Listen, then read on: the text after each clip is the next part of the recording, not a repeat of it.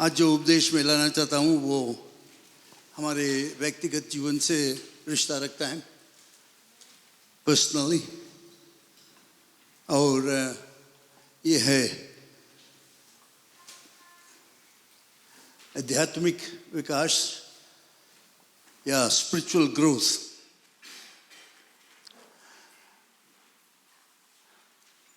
बहुत ही ज़रूरत है कि जब हम मसीह के विश्वासी हो जाते हैं तो उसमें हम कुछ उन्नति को भी प्राप्त करें। We must grow.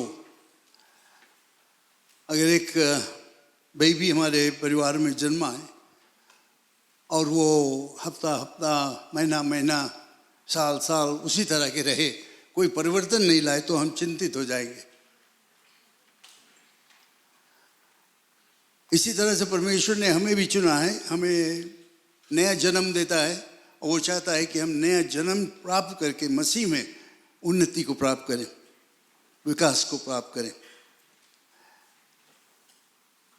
उसी विषय पे मैं बहुत ही चंद विषय को लाना चाहता हूँ कि हम लोग जब ये साल के शुरुआत में कई एक चीज़ के निर्णय करते हैं, हम ये करेंगे, वो करेंगे, यहाँ जाएंगे, वहाँ जाएंगे।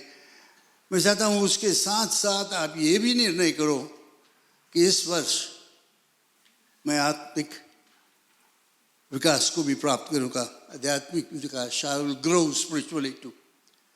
Amongst every planning that you have, whatever you have planned for this year, and say, oh, this year I'll do this, I'll go there, I'll do this.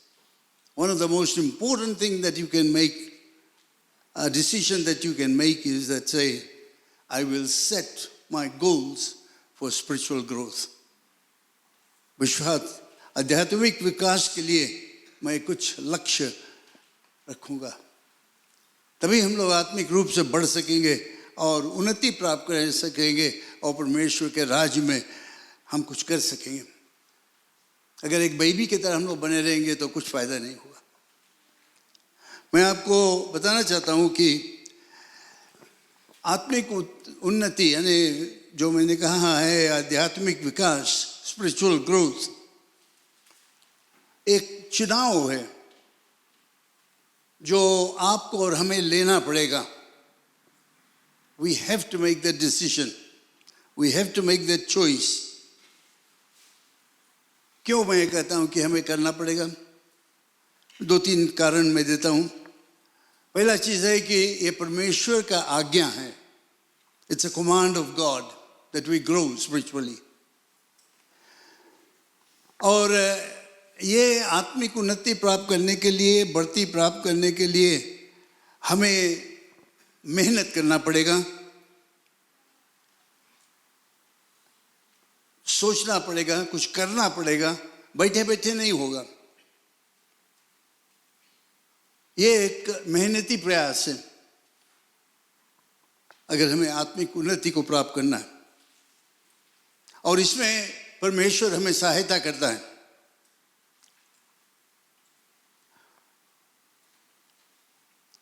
परमेश्वर हमें मदद करता है, शिक्षा देता है, अगुवाई करता है, जिसमें कि हम आत्मिक रूप से बलवंत होते चले जाए।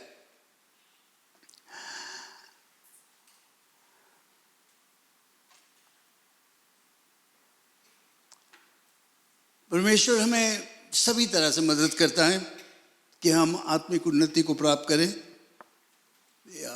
To grow spiritually, God blesses us, guides us, leads us, directs us.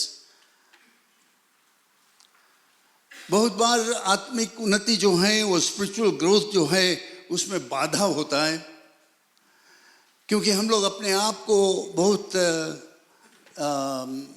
थोड़ा कमज़ोर समझते हैं। मैं उस लायक नहीं हूँ। मसीह विश्वासी कभी सोचते हैं कि मैं वैसे कभी नहीं बन सकूँगा, वो तो उच्च दर्जे का है, विश्वासी या पादरी है या प्रचारक है, वो बहुत ही बढ़कर है, मुझसे मेरे तरह नहीं है, मैं उसके तरह कभी नहीं हो पाऊँगा। और इस कारण से हम अपने आप को थोड़ा कमज़ोर समझते हैं, नीच समझते हैं, और इस कारण से हम लोग आगे बढ़ नहीं पाते हैं, क्योंकि हम अपने आप को कमज़ोर समझते हैं, लो एस्टीम। इसी कारण बहुत से मसीह विश्वासी आत्मिक उन्नति प्राप्त करने के लिए वे उस जगह पर पहुंच नहीं पाते। इसके कारण क्योंकि वे अपने आप को कमज़ोर समझते हैं।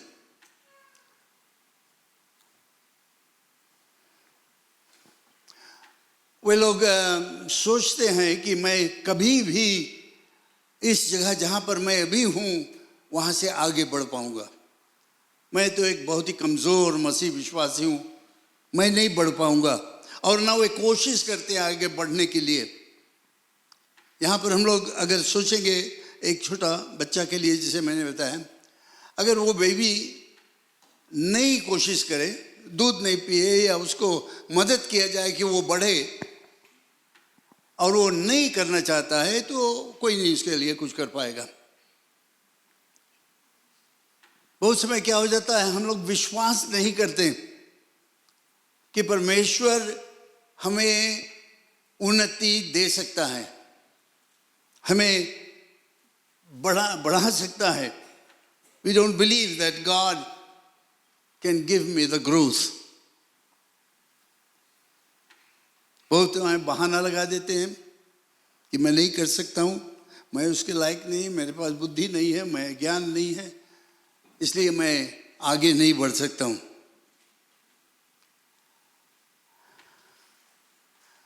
लेकिन फिर भी मैं बताना चाहता हूँ, जबकि परमेश्वर की आज्ञा है, ईश्वर हमें विकसित होने की आज्ञा देता है, तो हमें चाहिए बड़ा जबरदस्त विश्वास रहने के लिए कि मैं कर सकता हूँ, क्योंकि परमेश्वर की आज्ञा है। परमेश्वर चाहता है कि हम उन्नति प्राप्त करें। परमेश्वर चाहता है कि आध्यात्मिक विकास को हम प्राप्त करें, that we grow spiritually. God wants us to grow spiritually. For this we need strong faith. विश्वास होना चाहिए।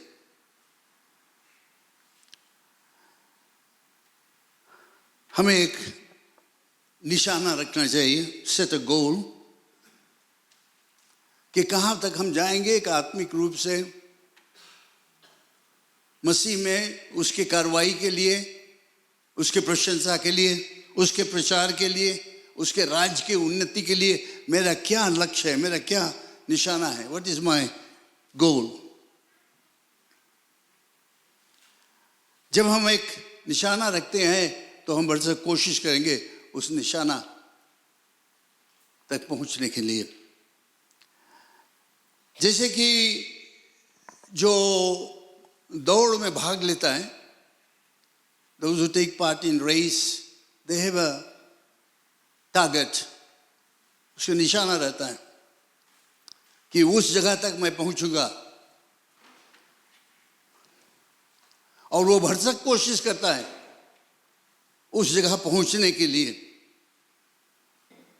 एक बिजनेसमैन जो है अपना बिजनेस शुरुआत करता है, वो भी निशाना रखता है कि आज मैं रोज के $100 कमाता हूँ, कल मेरा निशाना रहेगा कि मैं 200 कमाऊँगा, और शायद 2 महीना के बाद मैं $1000 में कमाऊँगा। वो निशाना रखता है और वो भरसक कोशिश करता है उसको पूरा करने के लिए। अगर नहीं करेगा तो उसका बिजनेस बर्बाद हो जाएगा। इसी तरह से हम मसीहों को भी निशाना रखना चाहिए। We set goals. This is what I'm going to achieve in my life, this week, next year.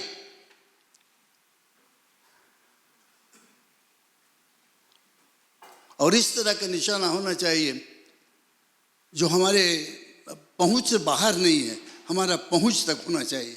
कभी कभी हम लोग निशाना रख देते हैं जो हमारे पहुंच से बाहर रहता है, बहुत ही ऊंचा रहता है, और हम लोग जानते हैं कि उसको हम लोग कभी भी नहीं जा पाएंगे, कभी पहुंच नहीं पाएंगे, फिर भी हम लोग ऐसे ऐसे ऊंचे निशाने रख देते हैं। We set goals so high, we know we cannot reach it, yet we set goals. It's useless. So set goals.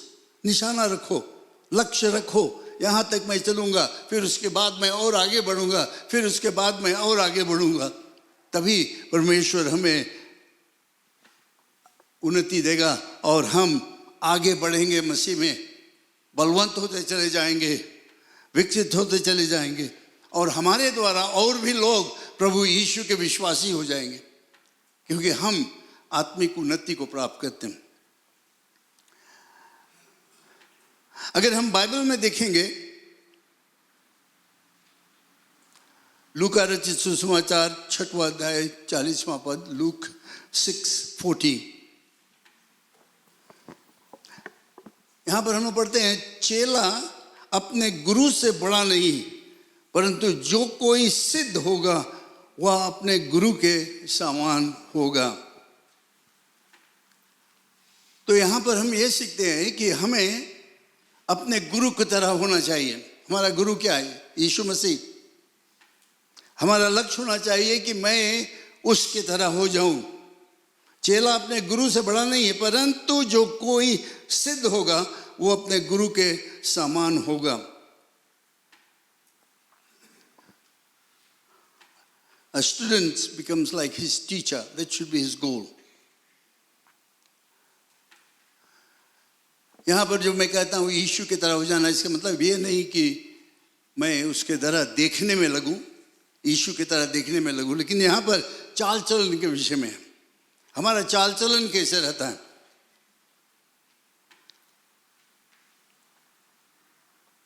प्रभु यीशु मसीह चाहता है कि हम सब उसके चेले हो जाएं, उसके चेले रहें। मैथ्यू 28 वर्स 19-20 में हम लोग पढ़ते हैं, वो कहता है, इसलिए तुम जाकर सब जातियों के लोगों को चेला बनाओ और उन्हें पिता और पुत्र और पवित्र आत्मा के नाम से बपतिस्मा दो, और उन्हें सब बातें जो मैंने तुम्हें आज्ञा दी है मानना सिखाओ, और देखो मैं जगत के अंत तक सदैव तुम्हारे संग हूं। ये प्रभु यीशु मसीह का आज्ञा था, जाओ चेला बनाओ सब जाति के लोगों के बीच में। उसकी इच्छा है कि सब लोग उसके चेला बन जाए, और ये हो सकता है, इसीलिए उसने कहा, ये कोई नामुमकिन बात नहीं, ये कोई ऐसा बात नहीं जो नहीं हो सकता है। It can happen. We can become his disciple. We can do things what he wants us to do. We can change our character, our lifestyle to be like Jesus. हमारा चाल चलन, रहन सहन यीशु की तरह होना चाहिए हर एक मसीह विश्वासी को। इसीलिए वो कहता है यहाँ पर, सब बातें जो मैंने उन्हें मानना सिखाओ दिखाओ, क्योंकि जगत के अंत तक मैं तुम्हारे साथ में हूं। पौलुस ने इसके विषय में कई बार साफ साफ कह दिया कि यही हमारा निशाना होना चाहिए कि हम मसीह की तरह हो जाएं। और आज भी हम यही कहते हैं, क्योंकि वही बाइबल हमारे पास है, और उसी बाइबल में से हम लोग पढ़ते हैं और सीखते हैं कि प्रभु यीशु मसीह चाहता है कि हम उसके तरह हो जाएं, यीशु की तरह हो जाएं। बातचीत देखने में लायक नहीं, चेहरा हमारा नहीं रहेगा यीशु की तरह, परंतु हमारा चाल चलन, हमारा विचार, हमारा रहन सहन, हमारा इस दुनिया में हम लोग क्या करते हैं क्या नहीं करते, वो सब जैसे यीशु करता था। चैप्टर 8 वर्स 29 में एक पद हम लोग पढ़ते हैं, Romans chapter 8 verse 29. Just put that up on the board. Can you do that?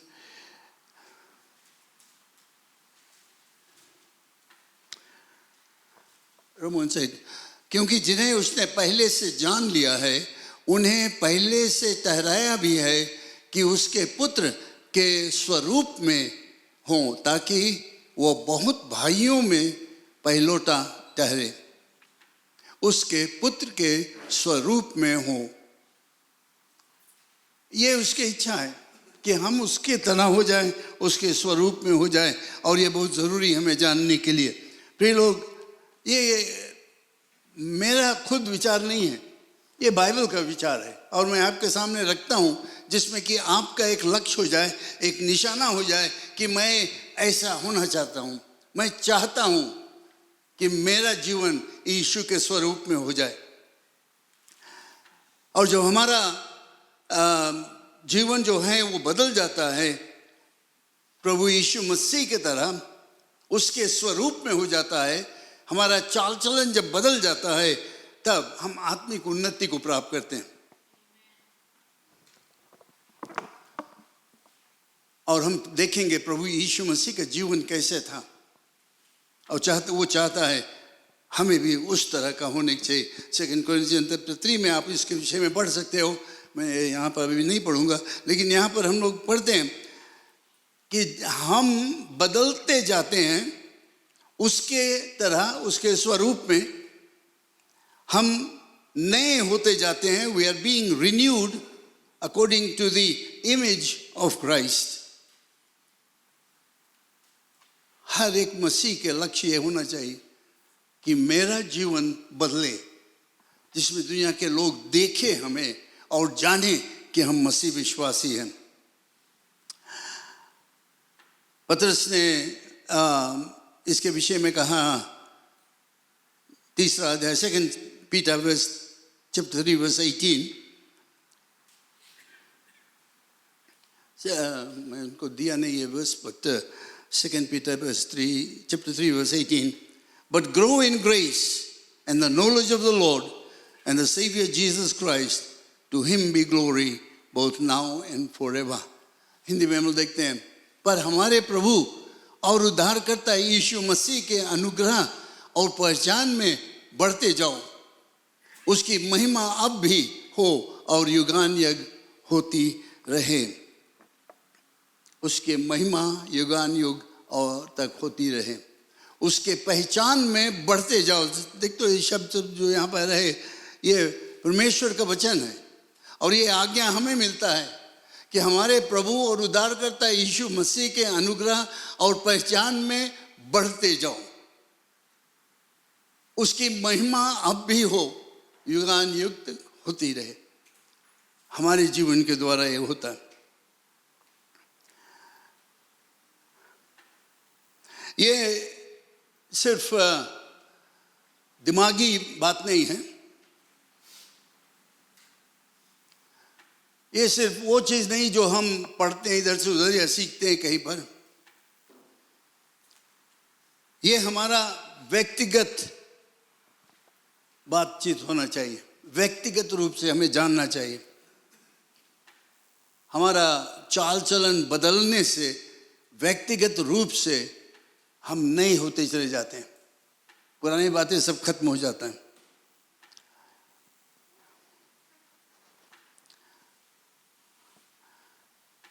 मैं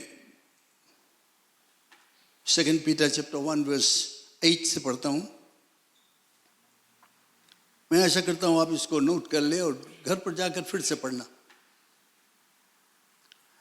और इसी कारण तुम पर, माफ करना, और इसी प्रकार तुम सब प्रकार का यत्न करके अपने विश्वास पर सद्गुण यानी चाल चलन, और सद्गुण पर समझ, और समझ पर संयम, और संयम पर धीरज, और धीरज पर भक्ति, और भक्ति पर भाईचारे की प्रीति, और भाईचारे की प्रीति पर प्रेम बढ़ाते जाओ।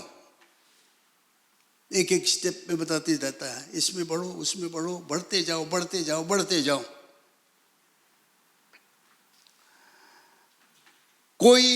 क्योंकि यदि ये बातें तुम में वर्तमान रहे और बढ़ती जाए, तो तुम्हें हमारे प्रभु यीशु मसीह के पहचान में निकम्मे और निष्फल ना होने देगी। Praise the Lord. हम कभी निकम्मे नहीं होंगे अगर हमारे में ये शिक्षा रहेगा, ये वचन रहेगा। तो इस तरह से हम लोग देखते हैं हमारे हर एक जो बात यहाँ पर लिखा है, जो सद्गुण के विषय में, हमारे चाल चलन के विषय में, उसमें उन्नति होते चाहिए। हमें देखना चाहिए कहाँ पर अभी हम हैं और कहाँ हम उसमें उन्नति प्राप्त कर सकते हैं। जैसे वो कहता है यहाँ पर, और समझ में संयम, और संयम पर धीरज, और धीरज पर भक्ति। एक एक स्टेप्स में बढ़ते जाएंगे हम। उसमें हमें उतना समय नहीं भी बातचीत करने के लिए, लेकिन मैं यही बताता हूँ कि जो कुछ हमारे जीवन में है उसमें हम संतुष्ट नहीं रहे कि हाँ हम यहाँ पर पहुँच गया हूँ, बस सबसे ज़्यादा पहुँच गया और मैं नहीं चाहता हूँ। वो चाहता है कि हम लोग उसमें और परिवर्तन लाए और बढ़ते जाएं, सुधार लाते जाएं, जिसमें कि हमारा जीवन और सुंदर होते जाए और लोग हमें पहचानें।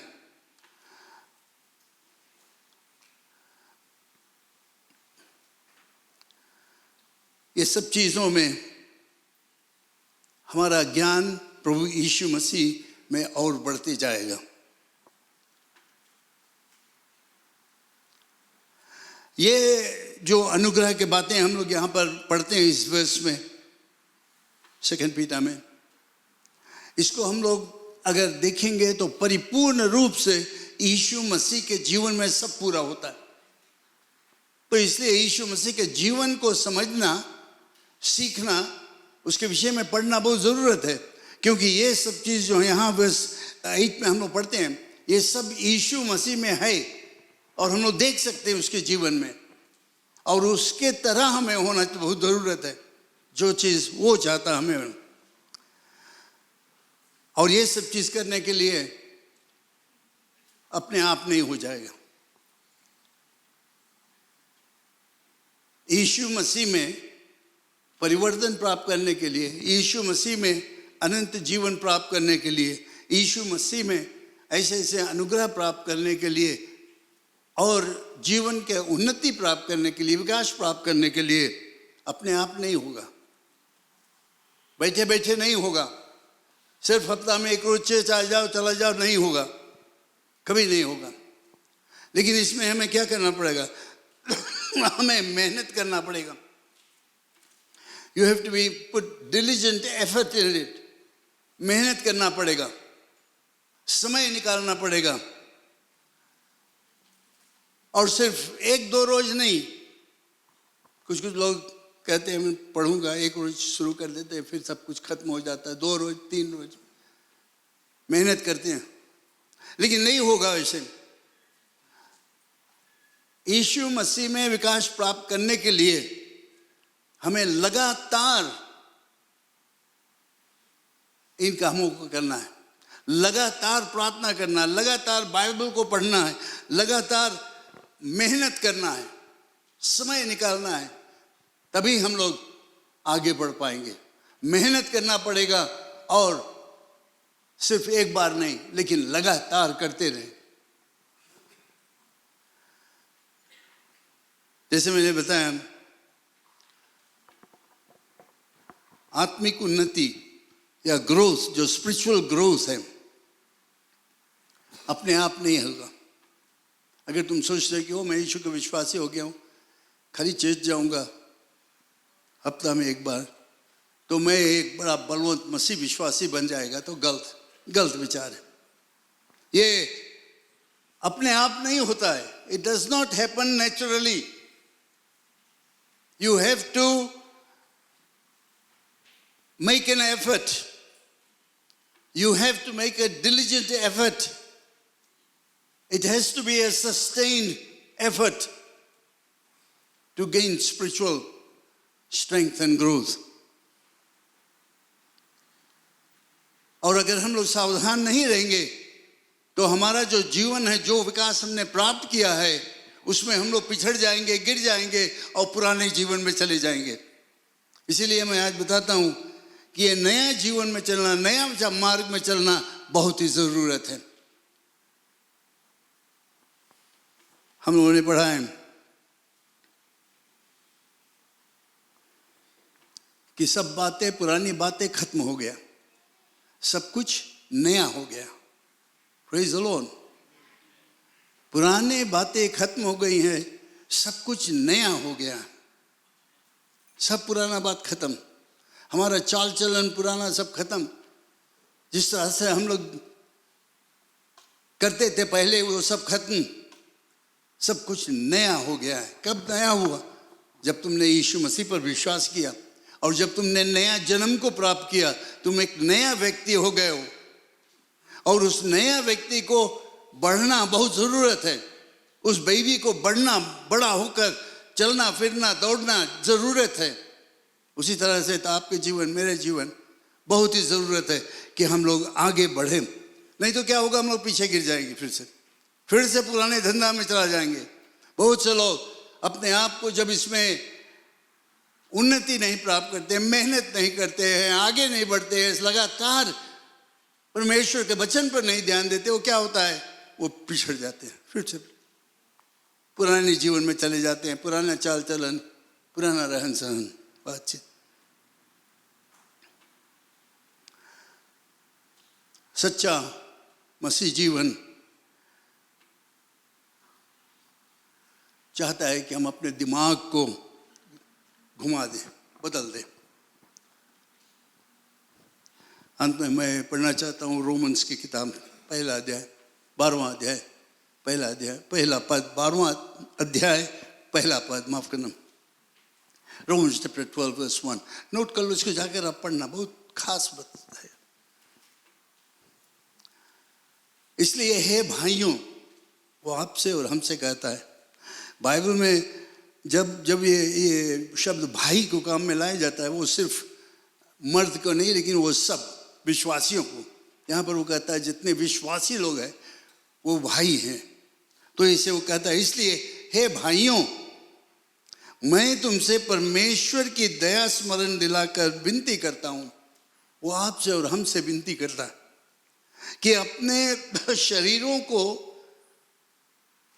शरीरों को जीवित और पवित्र और परमेश्वर की भावता हुआ बलिदान करके चढ़ाओ, यही तुम्हारी आत्मिक सेवा है। अपने शरीर को बलिदान करके चढ़ाओ, यही तुम्हारी आत्मिक सेवा है, परमेश्वर का वचन कहता। और इस संसार के सदृश ना बनो। समझते हो इसके मतलब क्या है? संसार के सदृश ना बनो। Don't be like the people of the world. तुम बदल गए हो, दुनिया के लोगों की तरह नहीं है। जो कुछ जो वे करते हैं हम लोग उसके तरह करते हैं, संसारिक धंधा में जुट जाते हैं और भूल जाते हैं कि हम यीशु के विश्वासी हैं। संसार के सदृश न बनो, परंतु तुम्हारे बुद्धि के नए हो जाने से तुम्हारा चाल चलन भी बदलता जाए। इससे साफ और क्या हो सकता है? और कुछ नहीं। जब बाइबल कहता है मेरे लिए बस है, मैं हमेशा बताता हूँ ये बात, if the Bible says it, that's good enough for me and it should be good enough for you too. अगर बाइबल में लिखा है, उसमें कोई जोड़ा जाड़ा नहीं जा सकता, कुछ निकाला नहीं जा सकता, कुछ जोड़ा नहीं जा सकता। सिर्फ एक मसीह होने के हैसियत से उस पर विश्वास करना है, उसके मुताबिक चलना है। तो यहाँ पर वो क्या कहता है? इसलिए संसार के सदृश ना बनो, परंतु तुम्हारी बुद्धि के नए हो जाने से तुम्हारा चाल चलन भी बदलता जाए। बहुत मसीह विश्वासी हैं, बहुत कुछ बदल गया उनका, लेकिन उनका चाल चलन नहीं बदला। बहुत खतरनाक समय में हम लोग रहते। प्रभु यीशु मसीह का द्वितीय आगमन आज हो सकता है, नेक्स्ट वीक हो सकता है, नेक्स्ट ईयर हो सकता है। The second coming, rapture. अचानक एक दिन क्या होगा? बहुत समय नहीं रह गया।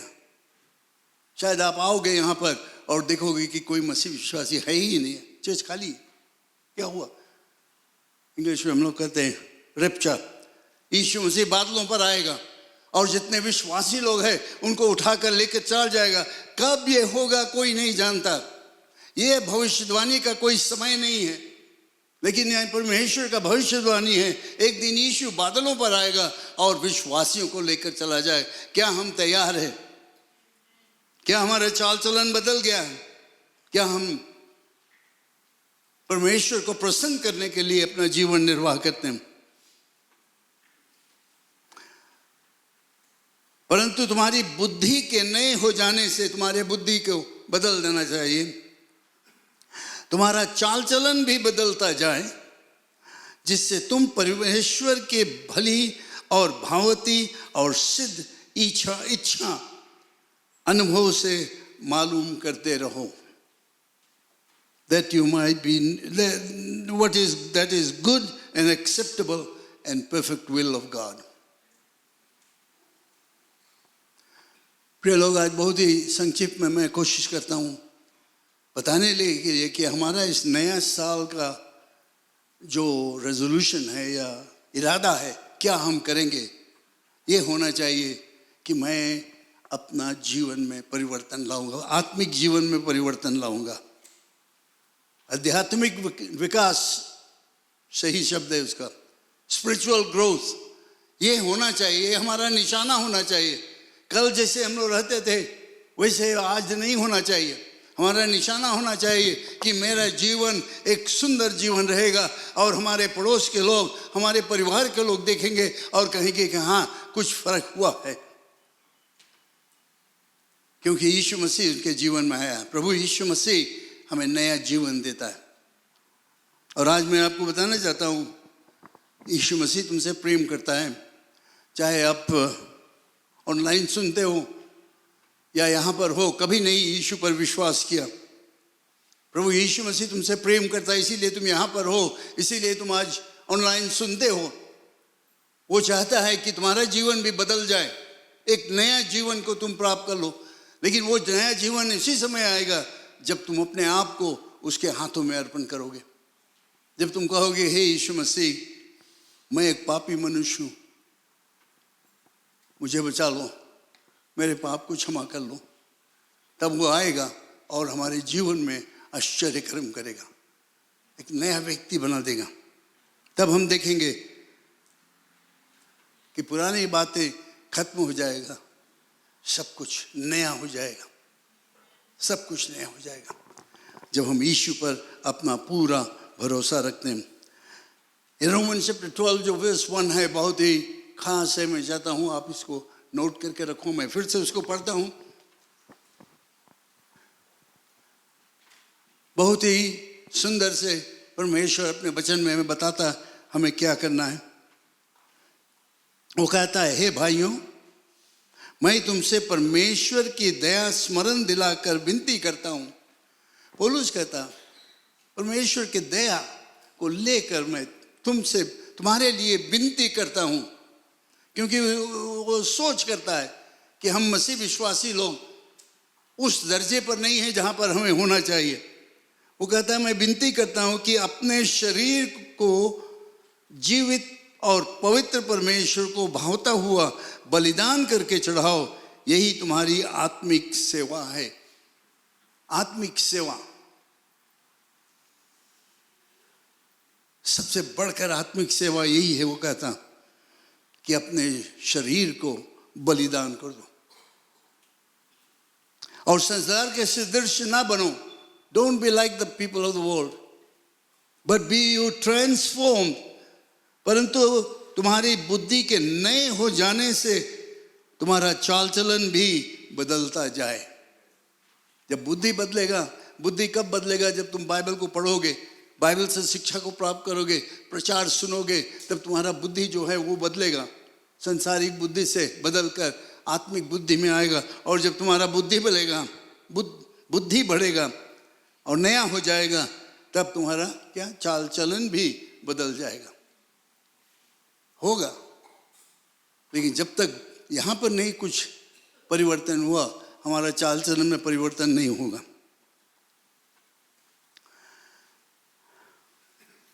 और भावती सिद्ध इच्छा अनुभव से मालूम करते रहो। हालेलुया। मैं आशा करता हूँ आप इस आज के विचार पर ध्यान दोगे।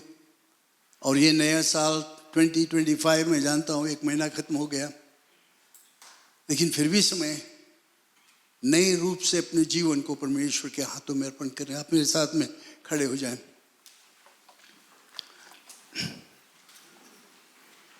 Hallelujah. Bless the name of the Lord Jesus. Thank you, Lord. अभी हम लोग थोड़ी देर में प्रभु भोज में भाग लेंगे।